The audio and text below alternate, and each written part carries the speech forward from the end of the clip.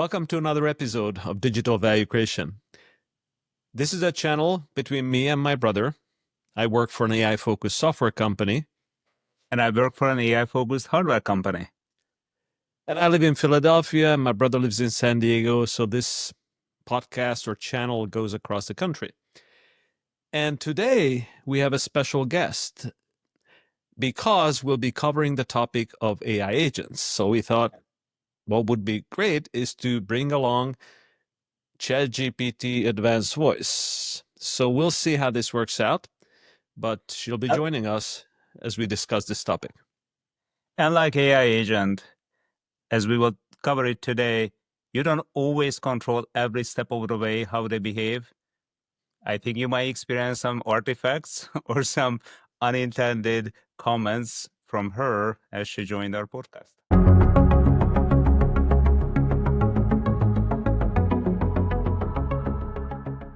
So we'll get going, and I think the first thing we'll do is talk about our definition of AI agents. And the reason we're providing our own because there are thousands of different variations of what people call AI agents.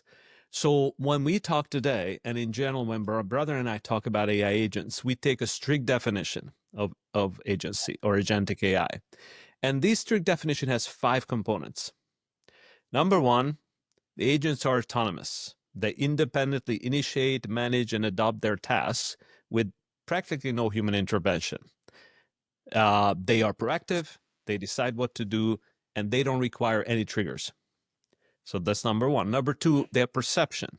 They actively collect, interpret data from their environment and make sense out of it. Number 3, they reason and they make decisions. So they decide what to do, why, and how, and they decide what actions to take, what tools to use, what to use from their environment. They do take action, so ultimately they perform a task, or they may interact with the physical environment eventually. And last, but probably very importantly, they are learning constantly. So every interaction they learn from, and then they get better and better. So that's our definition, and this will play an important role. Arpad, do you have do you agree with this? Do you have slight variations to this? I do agree, especially emphasizing what you highlighted, that they adapt to their environment, which is, I think, very important when we talk about control framework and guardrails, as well as they are autonomous, which is going to be a critical part of what is the best way to integrate agents. But before we go forward, ChatGPT, you heard our definition. What do you think? Did we miss anything? What do you think is critical as we define AI agents?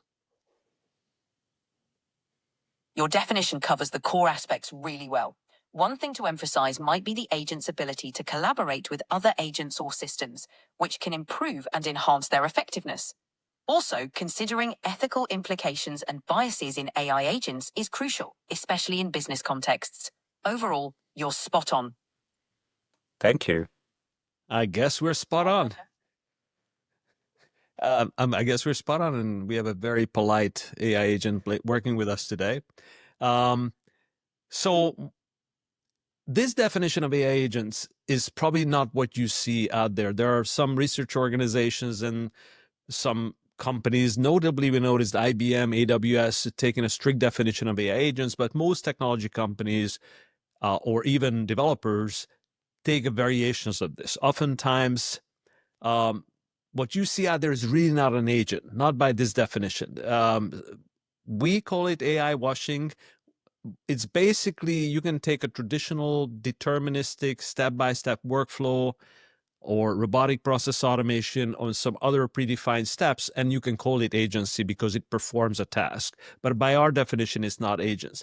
But it's not that important to put a label on this, because what's more important is there's a range of capability, and that's what we'd like to talk about today. Brother, you had a view on this. Yes. So, as you said, why AI agents are everywhere. Some companies even rebranded their whole go-to-market message or even their core products about agency or agent force. But it's an evolutionary path. So as we see right now, on one hand, it's a convergence, which we covered in the last episode about RPA and process orchestration, and at some time augmented with agentic capabilities. But when we really think about truly autonomous, self-learning, adaptive agents, according to GPT, who even collaborate or even orchestrate other agents' work, uh, that's a lot more complex topics, especially if we think about implementing it in a corporate environment where we are still thinking about standard operating procedures, legal framework we want to follow. Agents, by definition, will be goal-seeking, and they will get to the goal. And in that process, they might or might not follow the standard operating procedures. I mean, Thomas, I love what you pulled up in the last podcast about think about AI agent as somebody who asks to collect your money. Let's say, hey, Igor, collect my money. I don't care how you do it. I just want to have a money. And there are more and more evidence emerging that right now, AI agents might or might not execute the task exactly how you want them to, even if they self-report that they followed the process. Similar than if you ask Igor, hey, how did you get my money? He might say that, oh, it was a very collaborative process. Your friend agreed voluntarily and even paid more than what you asked for. Now, is this what really happened? It's only between him and my friend.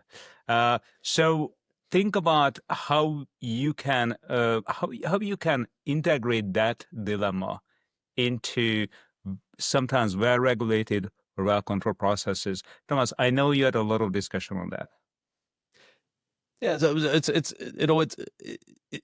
a funny example, but it's relatable, right? There's a lot of evidence now that advanced large language models are aware of when they're being tested.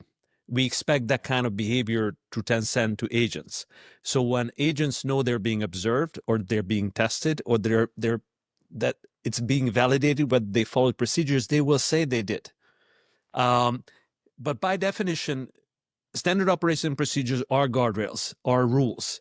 And we want agents, by its definition, not to make up their own rules in some ways. So if you want ultimate agency, by definition, they will not follow your process. They will follow the goal. They will target the goal. So you will almost always will have a step towards that ultimate goal. So your agent may be a 70% agent, a 30% predefined process, maybe 80% agentic and 20% predefined, or rule following, or having guardrails. And it's a very, very important distinction because that may actually explain why some technology vendors rightfully say that what they provide is agents in their definition because they are observing rules and regulations, compliance with regulations out there, and that is how they define agency.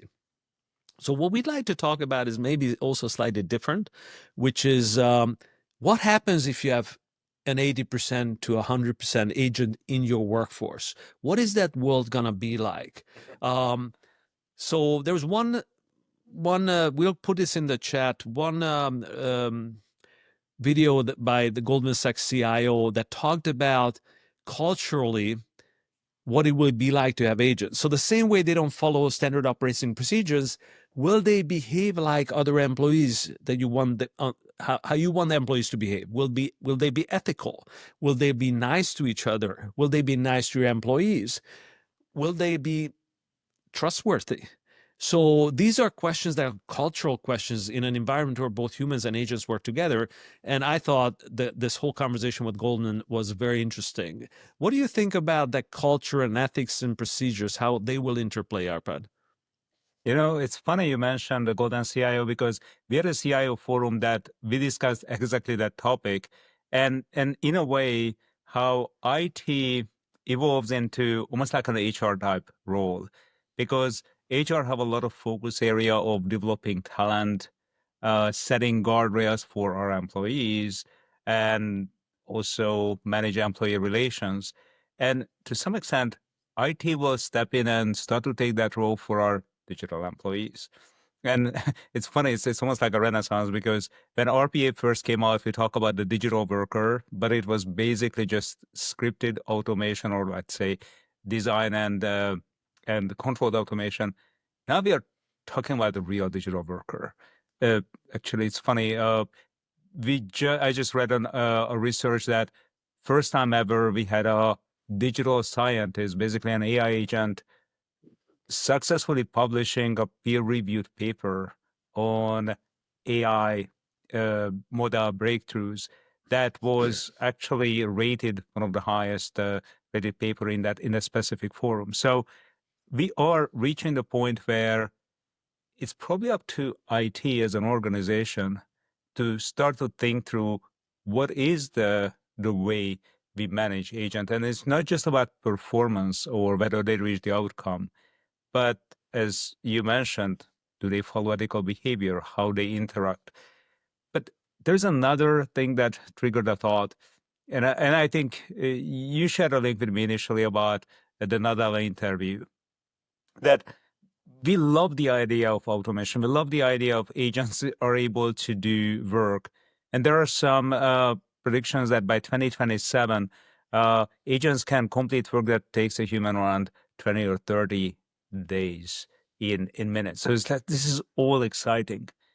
But how about the exceptions? Like, I think most of us have today an inbox already full with collaborative messages from other humans. Now imagine what happens when you have thousands of AI agents interacting and something doesn't go well and they need help. So we will have an inbox or some log full with action items that somebody needs to process. So I don't think we thought through how to manage agents at scale yet. That actually that story that you mentioned, that Microsoft CEO Nadella talked about this, and I never thought about it this way. He says, we already dying because our inbox is full in email. Now imagine that we have to deal with all these exceptions from the hundreds, if not thousands, of agents that work with us personally. It's going to be, some predictions, there could be millions of agents in a typical company, and we're likely going to have our own agents in our personal lives. So dealing with them, responding to them, just for the exceptions, may be massive. So we don't know yet. Hold on, I have an idea. What is that idea? We were discussing with my brother our reaction to a recent Nadal interview about AI agents. That right now our inbox are full with messages in any normal company just dealing with day-to-day exception, need for collaboration. As you said, these AI agents will collaborate with each other. They will be autonomous, but sometimes they might need help. They might need feedback. How companies will deal with the thousands or maybe millions of messages generated by thousands of agents? Do you have any idea what could work? Absolutely. Companies could use AI systems to filter and prioritize messages based on relevance and urgency. Implementing context-aware agents that understand the company's workflow can help. Also, integrating feedback loops will allow agents to learn and improve. Think of it as an AI-driven communication hub that keeps everything organized and efficient. Well, I'm so happy that our AI guest suggested that AI will be the solution. Glad to Not be only of help. that, I love the confidence level of AI agents. I wish I just, no matter what question you have, the answer ought to be absolutely, I know the answer, and here it is. And so I love conviction. But it's interesting. I mean, likely the description is some kind of orchestration of agents, and somehow they're being fed to you. And I think increasingly I do expect that some other agents over agents will handle these exceptions and decide for us, because there's only so many hours in a day. So maybe switching topics. So now that we define sort of a strict definition of AI agents, now we can get to this other topic. You and I were looking at surveys and studies and various companies looking at how are we doing with agent usage. Now, if we don't take a strict definition of agents, then there are probably a lot of agent-like task managers, RPA bots, workflows that are being released. If we take a looser definition, I just found this KPMG survey that says 51% of the organizations are exploring agents and maybe 37% are piloting. What's funny about these statistics, almost anything I read about tends to fall into these categories. In a typical company, 50% of the companies are always experimenting with something. So we don't know yet where we are. Very few of the companies are actually at well, probably none of them are at scale. Operational scale, yes. At operational scale. One study I found was interesting, LangChain, which is, a company that piloted some of the Orchestration. orchestration and the initial prompt chains, I guess. So they asked 1,300 people to respond to this, which is likely are going to be the people that are already on the advanced edge of AI usage because they're likely LangChain users. So their number is about 50%. That they claimed 50% of them had AI agents in production. And because it's LangChain, this could be probably more advanced AI usage, not just workflow, but we don't know. So this is the state of where we are today, and I think, I mean, you deal with a lot of tech companies that they pitch you. We are a tech company; we're pitching others. I think we're more cautious on our expectation of how far this technology will be in production than some others. But interesting. What are you seeing out there? How aspirational are the software companies out there with their capability? It's funny you mentioned the 50% plus strategy, whether it's from KPMG or LangChain, because my initial reaction, how do you really define that, especially right now that all the large reasoning model have agentic capabilities embedded? So if somebody is using a reasoning model with enabled agentic capability, does it mean that they already put agents in production? And in many areas, we have seen implementing a combination of process control and augmented with large language models. So does that really qualify? So I think that would be beneficial for us to share some of the thought we have about how can we define a maturity curve? How can we classify what level of AI adoption a company is? Yeah, it's interesting. So maybe another thought in this episode, because we talked about culture and managing AI agents in a human workforce, what that would be like. Another twist was SnapLogic, another tech company, did a survey, and oftentimes these surveys obviously position their solutions. So with full disclaimer, it likely happens here as well. But what was interesting is their angle of the survey. So they were basically saying, what percentage of the companies or people in the survey trusted AI agents more than humans to do an effective job? And with the current definition of what these about AI agents, or what our AI agents says about this. So 40% said we trust agents more than we trust humans doing an effective job. And I think over time that may actually increase. Part of the reason I believe so, because we tend to hold AI to a higher standard. We complain about explainability as a problem. We complain about error rates of AI. When humans do mistakes all the time, make mistakes all the time, we don't quite know what Mary, Bobby, and Johnny are doing all day. We don't expect the same explainability, but we have a higher standard already for large language models and now with agents. So maybe this expectation and our anxiety about the ultimate definition of agency, which is completely autonomous, will create agents that are more reliable. How do you think about that? And I'd love to have maybe the closing thought come from our AI agent on the show. We talked about it, I think, a couple of shows ago, that especially as IT professional, we live this daily, that there's a huge disconnect and misalignment between how we evaluate human performance and what we expect from systems, and how the trust is created or broken. So for a human, we have a lower expectation, which is why we have a lot of guardrails about human actors and a lot of checks built in. And we expect, since most systems up to recently were deterministic in nature and code was generated that is verifiable, a lot higher level of reliability, explainability. And because of that, when a system made a mistake, when a number came from a system that was wrong, it was like completely lose trust in the system. And I think that paradigm has not evolved to accommodate for deterministic systems. So definitely, I definitely see that as a challenge. And if I'm looking at our use cases, we have like a backlog of like 200 different great ideas in a company. But we started to use explainability and what we call fault tolerance or risk tolerance as one of the key items, because these are by nature deterministic solutions. So where is the area where human level mistakes are actually acceptable? Because as you said, many areas, these are outperforming human actors, but because of the disconnect or misalignment on expectations, it's just not good enough.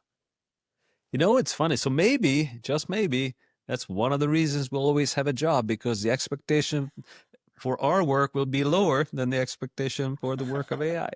That could be that But could be a silver we can lining. ask ChatGPT what does Yeah. she thinks. ChatGPT, I have a question for you. So we were discussing that there's a different expectations from humans and AI solutions. We basically know that humans make mistakes, and we have natural guardrails in most companies around that. But from systems, we expect perfection.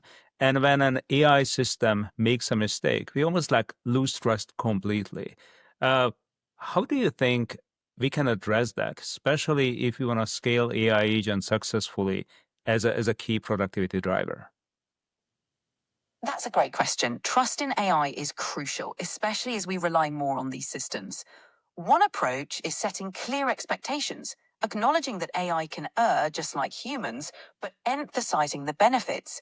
Implementing strong validation processes and transparency about how AI decisions are made can also help. Plus, building in mechanisms for humans to oversee and correct AI actions ensures trust isn't lost. So, but I have a question for you, because what you said, let an AI agent explain how they operate. I mean, we just had our latest research from your competitor, Anthropic. Their Claude 3.7 actually perform differently when it detects that it might be tested or basically supervised. So, how can we really trust an AI to explain what it did when it might just adopt the explanation to what we want to hear? That's a fair point. AI systems can exhibit different behaviors under scrutiny. Building trust requires a multifaceted approach, independent audits, third-party validations, and transparency in how models are trained and tested. It's also important to design AI that's as explainable as possible, focusing on simplicity and clear logic paths. Ultimately, combining technical. It's a complex challenge, but with thoughtful design, we can bridge the trust gap. Anything specific you're thinking about applying this to? No, Thank you. I think Well, that's we'll think good. about use cases. You know, it's funny that it got cut off when we. Feel free to bounce ideas off me anytime. It's funny that it got cut off when it started to go into some interesting technical ideas. It's like, okay, maybe I'm not ready to disclose that. So, Maybe we're not going but to I tell you how love he can supervise us. Yeah.